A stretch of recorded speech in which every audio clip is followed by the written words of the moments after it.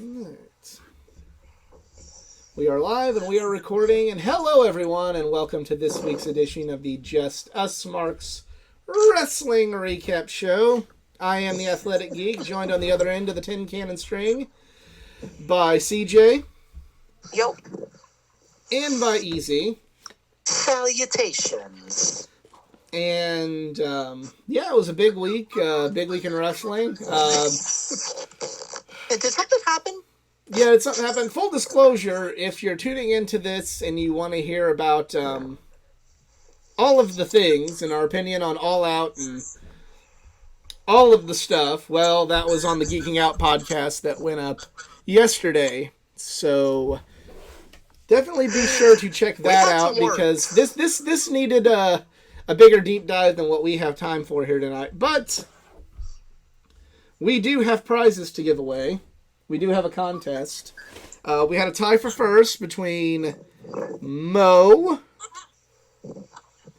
and Marcel. Oh, trying to reconnect. Oh, I love it. Are we frozen? Yeah. Oh, well, on the live feed.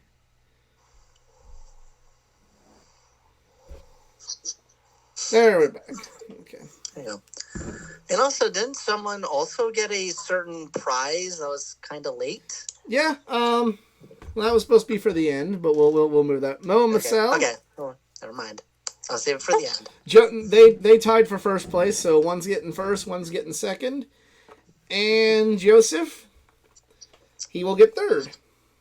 So we'll do the drawing. And you're all gonna compete in a ladder match. All gonna go one-on-one with The Undertaker, playa. And the winner is Marcel, who is watching. So congratulations, Marcel. Yay! He wins first place. Mo, second place. So thank you all for participating. Let's get Joseph's comic book. Joseph wins. Dark Detective, issue number 1. So, there's that. Mo, his comic book is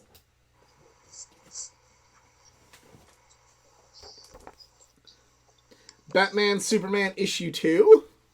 And his figure is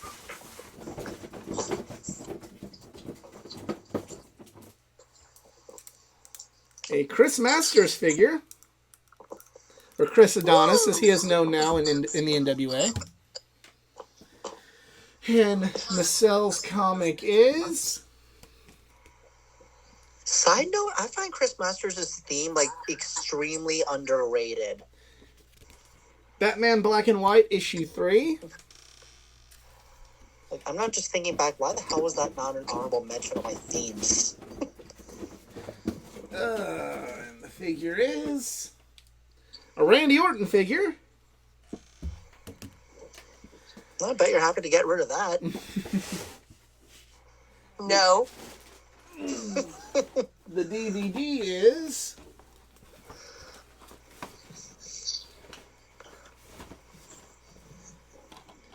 The Best of Jeff Jarrett from Memphis. Ooh. Got that. And They need those sitcom sound effects, just make it more awesome. His shirt will be in the back. Let me make sure. Yeah. The bag that doesn't have Colt Cabana on it, so we won't be triggering anybody with this. Hey-o. T-shirt is a Oh My Goddess Alexa Bliss shirt. And they're way over there. Hold on.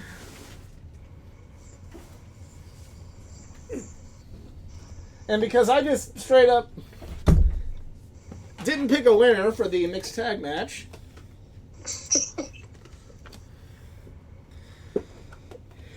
your bonus prize is a Christian autographed picture from TNA. How charismatic. With the NWA title and everything. Charismatic. So, yes. So, congratulations to all of our winners.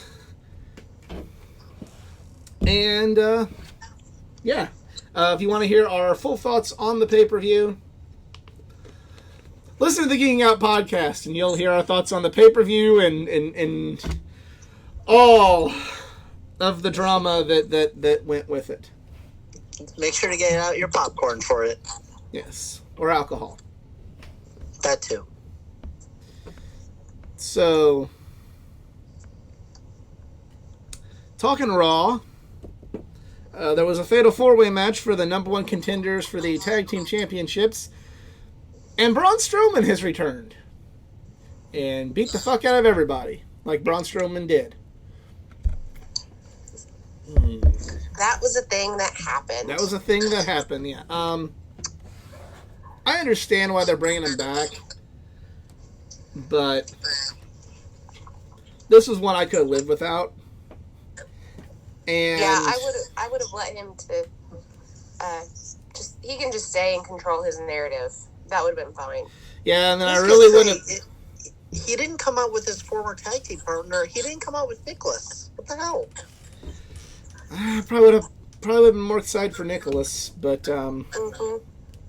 But yeah, it's awesome to hear Braun Strowman's back, but now the question is, much like when AEW brings in new superstars, why? And also, what's its purpose? Yeah, this is one. It's just one I'm not behind. This was a miss, and him. And great to hear the crowd actually woke up and was happy. But yeah, I'm saying I can't say that the crowd didn't like it, but yeah, just not a fan of this. Not a fan of the tag team division getting slaughtered, and no. So,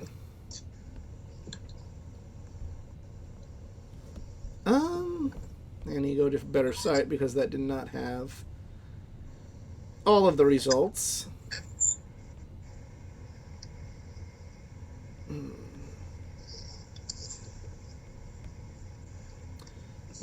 This Raw was not a super duper exciting version. No. You mean it wasn't stupendous? It wasn't stupendous. I have a feeling that some people were kind of jet lagged if they were on the show, or home if they were on the show but not on this show, meaning Clash at the Castle and not on Raw. It's fine. It's not like it's a go-home show. You've got a while until your next pay-per-view, kind of. It was fine. They also could have had Raw in the UK. Like, if you're worried about, the travel costs, especially, you just have a pay-per-view on Saturday night, you could have had Raw in Manchester or London for all I care about. More talent got to be home sooner that way. By doing it this way, it was exhausting. But then Raw's done, and then they're home. So they could have taped the show, not the first time it's happened. It would be the first time in a really long time. Yeah, and then spoilers get out, and then you don't get the reaction because the three of us aren't excited for Braun, but everybody in that arena was. So you've got a lot of people on Raw that were not on Clash of the Castle, so it would probably cost you more to ship all those people over there for just one Raw. There was 6 matches on Clash at the Castle between Raw and SmackDown stars. So it was mostly Bayley and Io and Dakota were on Raw. I'm trying to think who else, because I don't think we saw Bianca. She was there. SmackDown, that's SmackDown. It wasn't a hugely massive, incredible show. It was just, it kind of existed, but it got the end got a great meme-worthy shot of the Miz. Let's say we'll go through the card. Aaliyah and Raquel Rodriguez defeated Nikki ASH and Doudrop. This match was just kind of there. We're gonna see Doudrop and Nikki break up and repackage the both of them. Hopefully, apparently, definitely Nikki, because she threw the mask at Doudrop in the back. If you watch, yeah. And are we gonna get Piper's real name soon? Oh, well, we're gonna get a name. I don't think we're gonna get her real name. I mean, I heard Gunther is, unfortunately, he doesn't want to repackage as Walter again. It's like, well, screw you then. Hey, if he's happy, makes him a happy guy, makes me a happy guy. It's fine. I'm still gonna call him Walter. Same here. Theory did a promo. I forgot to do our intro. Met CJ locally and met Easy at All In. We love wrestling. We love talking wrestling. We avoid insiders nerds. Yeah, it's. Oh, I was gonna say this is a long, cold open here. Yeah, I was gonna say, like, I'm beat up, I'm cranky, I'm tired, and I'm old. And I work with fucking children. And I can say that as the oldest person on the show right now. But turned into a match with Theory and Owens. This was a good match. Kevin Owens is just that damn good. Kevin Owens is the star of the show. Mm-hmm. Rey Mysterio wrestled Damian Priest. Some stuff with Dominic at the end. I mean, just kind of furthering this whole storyline with Dominic turning on him. And guess what? Team Mysterio is still going to win. We'll see. Steel cage match for the U.S. title. The Miz versus Bobby Lashley with the wonderful meme of Dexter Lumis there just creepily watching you. Like, they're coming with new creative ways to have Dexter Lumis watch The Miz, and it's hilarious, and I love it. And we're still not going to talk about the kidnapping, I guess? He doesn't want to talk about it. He doesn't want to talk about it. So, yeah, Raw was, outside two matches, was pretty mid this week. It's kind of not been the greatest the last couple weeks, so maybe it's a sign things I am now just seeing the picture, and I gotta say, what the actual fuck? That's great, isn't it? Isn't it fantastic? This kind of creepy. Nice job, editors. So yeah, now it's time we light the fuse and bring the boom. Talk Dynamite. Tony Khan opens the show, mentions that the 6-man tag titles and the AEW World title have been vacated. No mention of Punk, no mention of the Elite at all.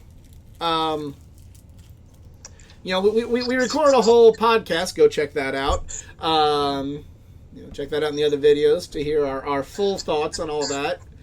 But, none of us had got exactly what we said in that podcast we wanted from Tony Khan, but from what we got from him, what did everybody think of this apology and this acknowledgement of Okay, well, I'll start first.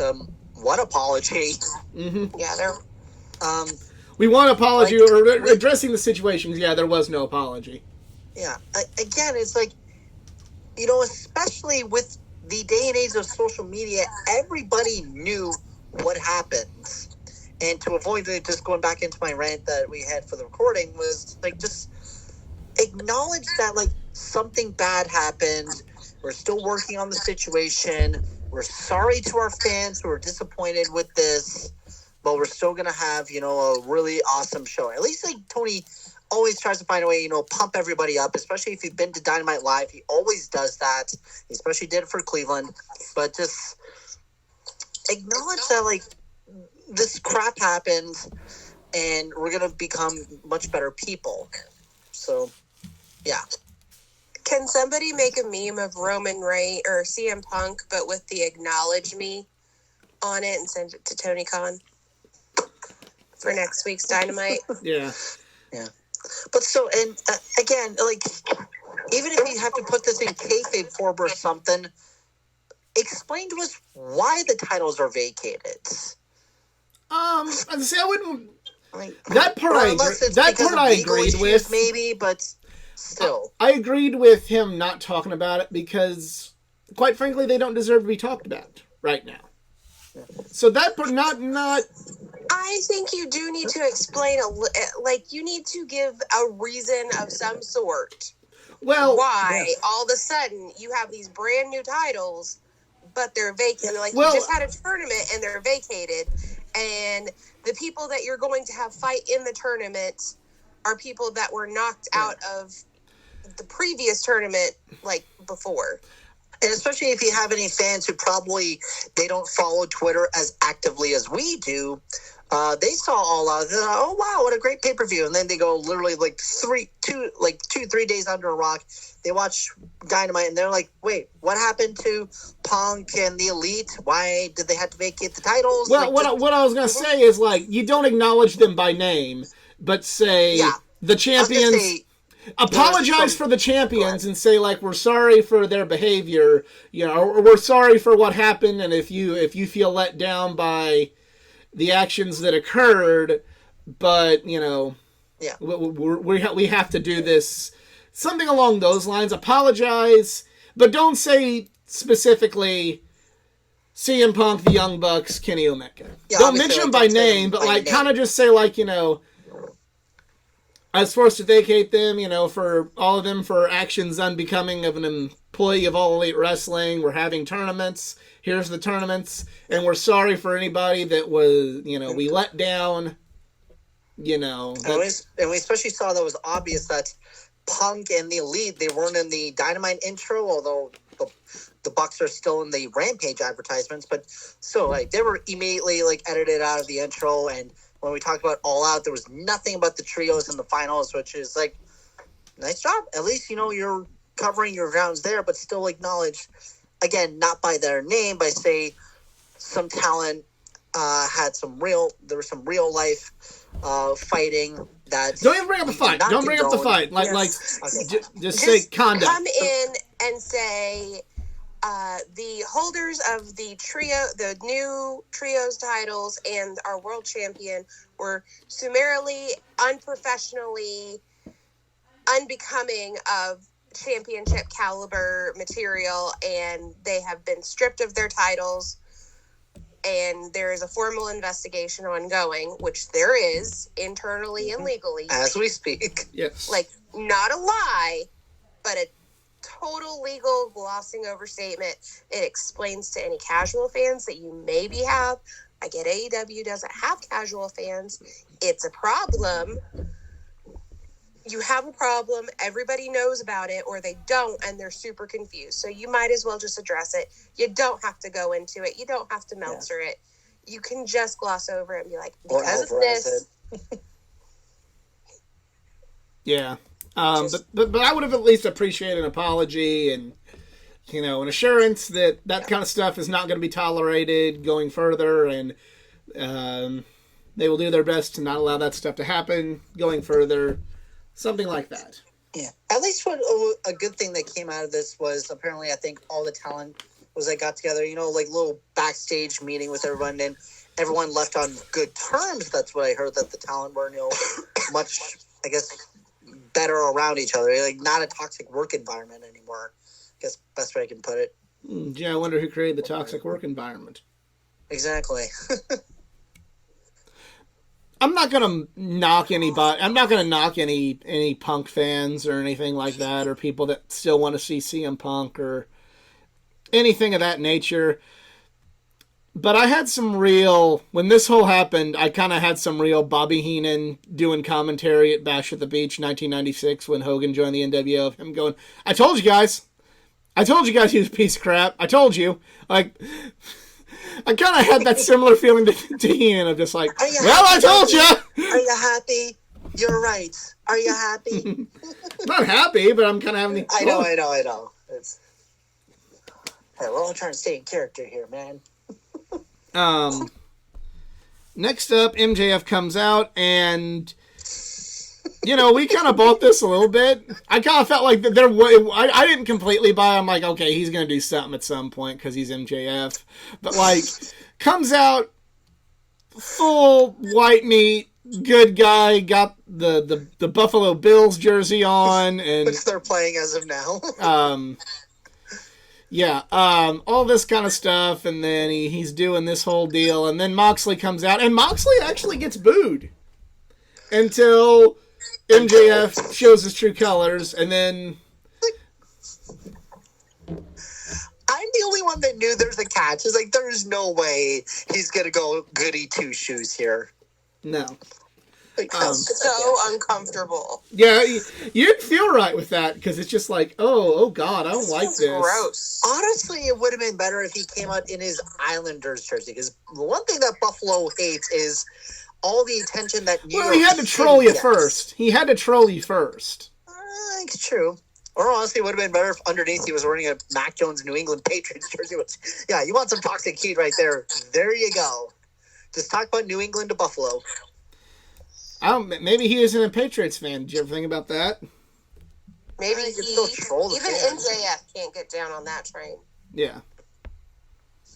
But then Moxley now comes. I'm fearing what he's going to do in Toronto. I was like, oh boy. But Moxley comes out, cuts the, does the promo of his life. I mean, this was like what. This is the what the AEW fan base needed to hear from Jon Moxley. He's not one of my number one guy, but he is the guy in this company now, and that's confirmed with this promo. This was great.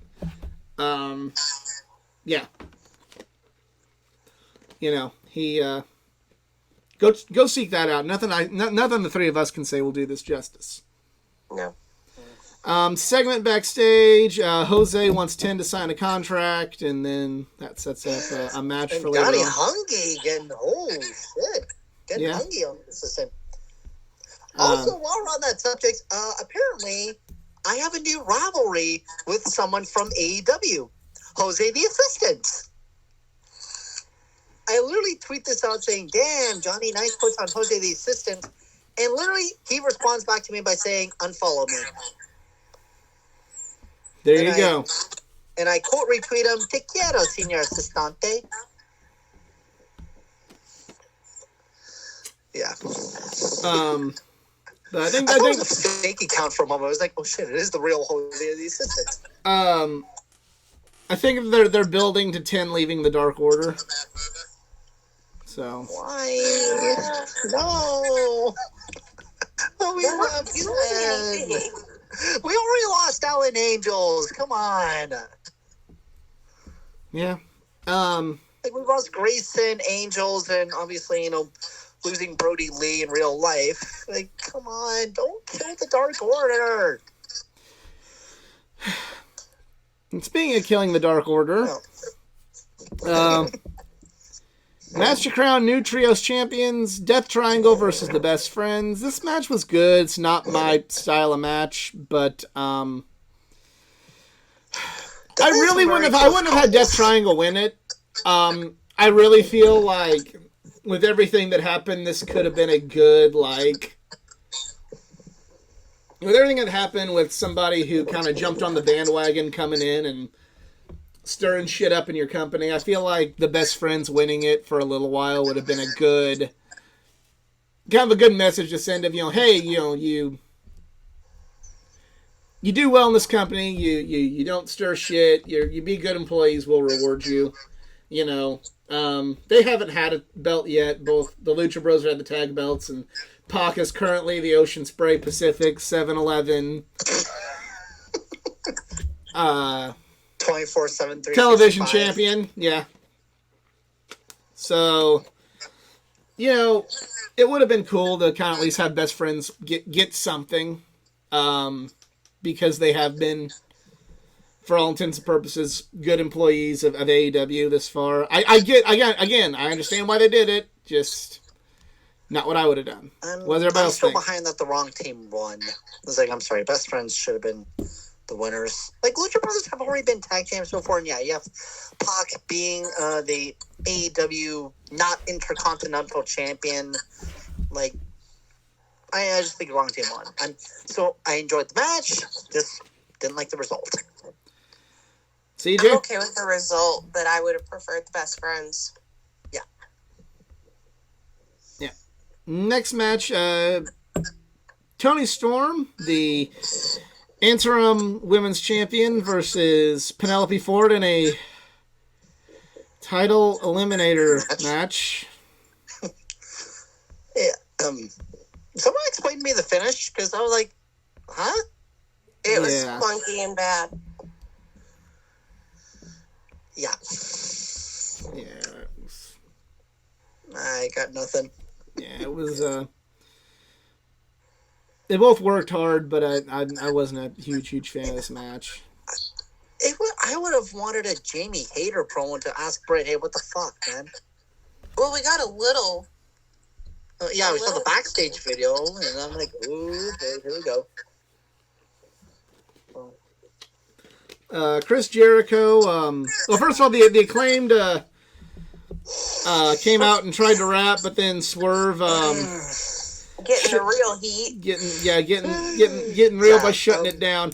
I liked this because I'm kind of miming what another podcaster said, but I agreed and saw it exactly hit their way.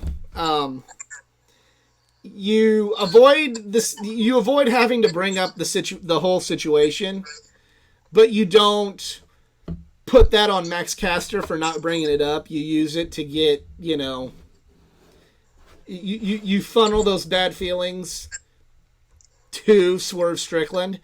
This was a good idea. Yeah. I'm still not happy. And the rematch has been set, and the Acclaim got to win it at Grand Slam. They have to.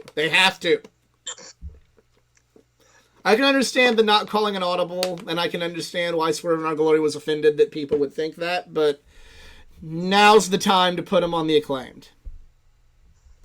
Then we had a Chris Jericho interview. He addressed the AEW Galaxy. Homestay Lionheart. Sorta. He's the BWE and the BSEE. He's the BWE B-Speed. Yeah. Okay, breaking news. Someone just tried to throw a flare on the Bills-Rams game. What the fuck? Well then. Sorry, I just got that simultaneously on. The world is wildin', man. Yeah. But, look, Jericho, we love you, but stop with these hashtag shit that I don't understand, because basically I know anything that he says he'll get over with that, but I'm like, just stop. Please. Yeah. You see my fragile I think that's like the vibe he's wanting to create with that is just stop. I just keep going. I'm just drink it in, man. Yeah. I missed that. He has it. And there's a cat wanting to get in the shirts right now. Oh.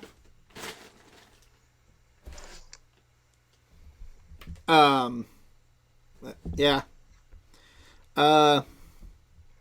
Wardlow versus Tony Nese.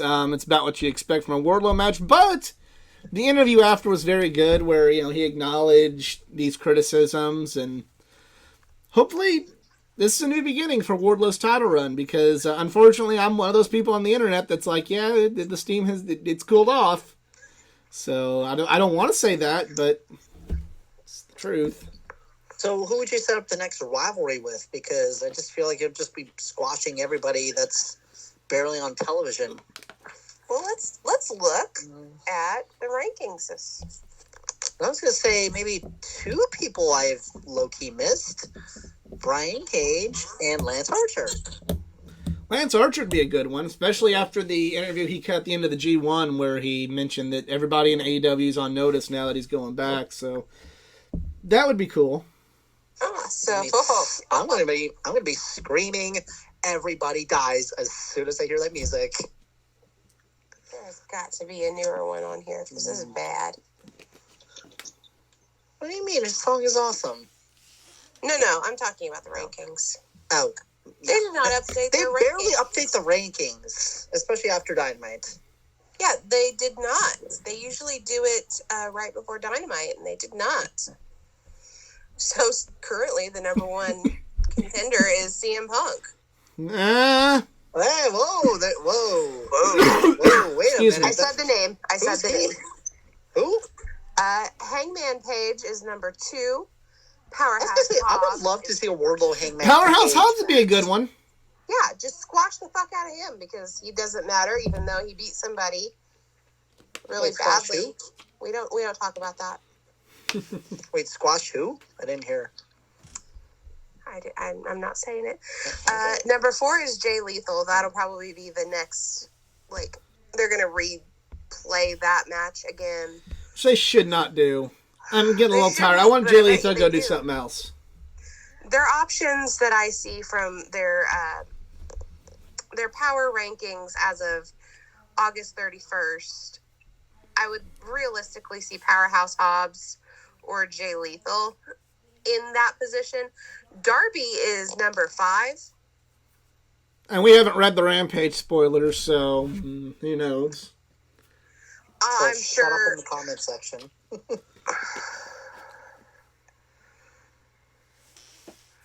So it's Sammy versus Darby, and then the winner takes on Jericho, right? The winner takes on Mox. Because, well... Oh, God, what would happen if we have Jericho Sammy as your final? I'm just saying, No, that won't be the final, it'll be the semifinal, but that's a good segue to get us to the next part, which is in a tournament match, Bryan Danielson versus Hangman Page. This was a great match. I love this match. Oh, yeah. Maybe weaker than the other 2 encounters they've had, but it was still pretty damn good. With Bryan Danielson now advancing to wrestle Chris Jericho. So, I didn't really like Hangman taking another loss, but... You do what you gotta do. There's probably... There's money in this Jericho-Bryan rematch, especially with in a world title tournament, so I get it. And Bryan needed a win, too. So, there you go. Okay, I'm only just saying this just out of a creative perspective, but what if you make Hangman H-E-E-L? Do what now? A bad guy. Bad guy. I wouldn't do that. Batty. I wouldn't do that. No? Okay. You haven't completely ruined him yet. Let's not fuck that up. Let's not seem like they've lost all creative control and do that to their best homegrown good guy on the roster. That's just my opinion. But yeah, great match. And another great match, Wheeler Yuta versus Daniel Garcia for the ROH Pure Wrestling Championship. Really wish we get some updates to where they're going with Ring of Honor now, but they had this. Wheeler worked the bad side of things because they were in Buffalo, Garcia's hometown, and yeah, this is a great match, great wrestling match. Respect there at the end with the code of honor being followed and Danielson putting the belt around Garcia's waist, and then Jericho coming out looking very, very upset and angry. I like where this is going. Yeah. It's probably the best storyline they have going on in AEW right now. The whole Daniel Garcia, JAS, Blackpool Combat Club sort of. Yeah, I'm here for it. What about you, CJ? Yeah, I liked it. They're gonna kind of stretch this out a little bit more, and I'm a fan of that. It's gonna be kind of where Garcia stands and everything now that he is the pure wrestling champion when he is a sports entertainer. Yeah, I'm waiting to see what Jericho says about that next week. I can't fucking wait to see what Jericho has to say about that. Jericho has cemented himself to me as like the GOAT. He is the GOAT of all the things now. I threw it out on our podcast yesterday that I needed some palate cleansers from all of the wrestling drama. And I said true crime, and Jericho doubled down with his pod of thunder and rock and roll, and he gave me true crime and spookiness, and that is the way to my heart. And if I didn't love him before, I love him even more for that. So I am here for whatever he's got to say about that. It's going to be fantastic. Yep. And then behind the scenes, we're hearing that Jericho, Moxley, and Bryan are really stepping up to be leaders, the kind of leaders that they need to have. They need to have too. Yeah, I know. It's really cool on the internet to dunk on Jericho, but you can't deny that they need a guy like him right now. So, yeah, here for it. Well, now, I've honestly been thinking this: would you have Jericho if Daniel Garcia has a match at Grand Slam? Would this be a time for Jericho to turn? Basically just turn on Garcia and be like, no, you're out of the society. Yeah, like maybe you could probably stretch that out to Grand Slam, but yeah. Yeah, I'd say you do that. You got 2 weeks. You could do something on like next week at Dynamite, and then on Rampage, maybe just brief little segment or something like that. Something else that's worth talking about, speaking of Grand Slam, is because they're kind of talking like that title shot that MJF's entitled to is sort of like a Money in the Bank sort of deal. Do you think whoever wins the finals at Grand Slam gets immediately challenged by MJF? Do you think they're going that route, or do you think they just say save it for Full Gear? I think he saves it. I was gonna say, like, I'm really confused when he says, like, I had the poker chip, I can cash it in at any time. And I'm like, okay, sometimes whenever we've had somebody win the casino ladder match, they normally have their title shot 2 weeks later. So I don't know if they're running with that, or whether MJF is going to be a real snake and just be like, I'm just waiting for my time, so watch your back and all that fun stuff. I don't know if that's kind of like it would be very MJF-like of him to, cash it in on a tired champion, but like I could also see MJF going like, oh hey, once this match is over, buddy, I'm coming for you. I'm coming for you right after it's done. So I could see MJF going that direction. One thing I forgot to bring up is MJF never told us why the hell you're associated with Stokely. That's something. Okay, I did pretty. That's one thing I missed. That they had a little segment with Stokely, but in MJF's interview, he never brought up Stokely, and I'm kind of disappointed in that. Yeah, I'm just like, he kind of got you in the, well, not Stokely, but yeah, TK, real life and all that fun stuff. But I'm just like, do you want to explain? And also the Stokely segment, I thought that was a waste of time. It's like, okay, it was just your excuse to beat up, quote-unquote, you need to get the Stokely group on the show after that pay-per-view. Hey, while we're on the subject on suspending people, hey, you just beat up a personnel here. So suspend his ass. Like, kick out the Gun Club, kick out Lee Moriarty. We'll still question why Morrissey is part of AEW, but who cares? Well, CJ, what do you think of that segment? So the one with Stokely? Mm-hmm. Yes. I thought that was fine. I didn't have a problem with that. Yeah, like, there probably more will be explained over time, but I really wish that either MJF would have mentioned Stokely or Stokely would have mentioned MJF. I would have... Yeah, it's like... one or the other, at least. That's... whatever. That's like that, and the unfortunately the women's match are like my only like real gripes on the show.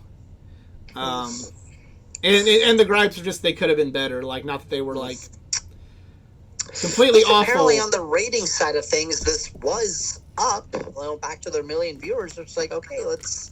Well, while we're on that subject, Yeah. is this something that they're going to maintain? Because I think a lot of people tuned in and just go like, "Oh, the shit hit the fan. What's going to happen?" Like, is it just a one night? Is it a one night boost because of everybody wanting to see the fallout from real life drama, or do you think this can be maintained after the show they just put on? I think it's been well maintained lately, even before the drama, because the Cleveland, the Chicago shows, they got million views, and that was fine. But they were actually down. So the Cleveland show and the Chicago show, they were the number one show in cable. And they actually got beat out by, I think, the Real Housewives this week. Yay. Which is, yeah. And yeah, from scripted content to scripted content. I mean, it's both. It's both. It's about the same. Yeah, only watch the show if we have, they actually fight in the ring. I don't care. No, cat fights don't do it for me. Yeah, those... we might as well just be watching a backstage fight during catering. Yeah, that show is not my bag. But yeah, that is... again, if you want to hear our take on all the drama, there's a whole other podcast list too, because that took about 2 hours. Yep. And we knew that'd be too much to cram into this episode, but I want to thank you all for tuning in, and I got some birthday gifts from EZ. I was supposed to open them on air, but I was getting ready to go to Chicago and just wanted to open them. So this was supposed to be the week you're supposed to open them. Yeah, I know. I'm just fucking with you. Got the 1997 10th anniversary of Tide and NASCAR Ricky Rudd car with stats about Ricky Rudd here on the back, driven by Ricky Rudd. Got this cool Ricky Rudd with a little comic book Ricky Rudd. And this is the one that I was really excited about, was this Under the Lights metallic paint scheme Tide car. I never had this one as a kid. I didn't even know this existed, so this was really neither cool. did I. Literally, I got a great deal. So when I mentioned that I bought some old school NASCAR, I was like, yeah, the Ricky Rudd stuff, I got that too, and I intentionally didn't want to bring that up because I was going to send them to you because, again, I didn't grow up as a Ricky Rudd fan. But I did like the Tide paint schemes, which I seriously wish Tide was back as a NASCAR sponsor. But it also got me thinking, hey, NASCAR, whenever you do night races, can you give them some chrome schemes, please? Yeah, that'd be just cool. Looks so badass. Maybe for the All-Star race. Yeah. Speaking of which, North Wilkesboro is back on the map, and I don't care if it's an All-Star race. I know that we're going to get a points-paying race soon. Hopefully. Hopefully the racing's stage good racing there. be damned.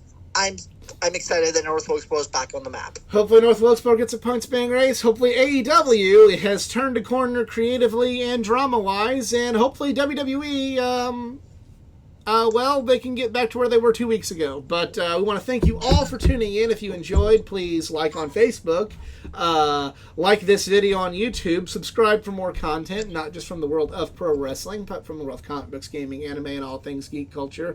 Follow me on said Facebook page, facebook.com/athleticgeekA9. I'm on Twitter at athletic_geekA9, and on Instagram, athleticgeekA9. And if you'd like to help this channel out financially, I am on Patreon as well. CJ, do you have social media? I do. I have Twitter at CJTMO0. And Easy? Yes, you can follow me at the Twitter at ERIKZERINS, Eric Zarnes. Also, just my deepest condolences that we have lost a lovely Queen Elizabeth II. Just as a Canadian, my heart goes out to her. Yes, and real quick before we leave, we have a comment here in the comment section on Facebook. Just like WWE and AEW. sleep. Sorry. Just like WWE and AEW's first Pandemic Day episode, it's just ghoulishly curious. Also, Vince retiring. That could be the case. That may be an unfortunate fact of life, but hopefully they can keep the momentum and at least kind of keep hovering around that million mark. But for EZ and CJ, we are just Marks, and we're out.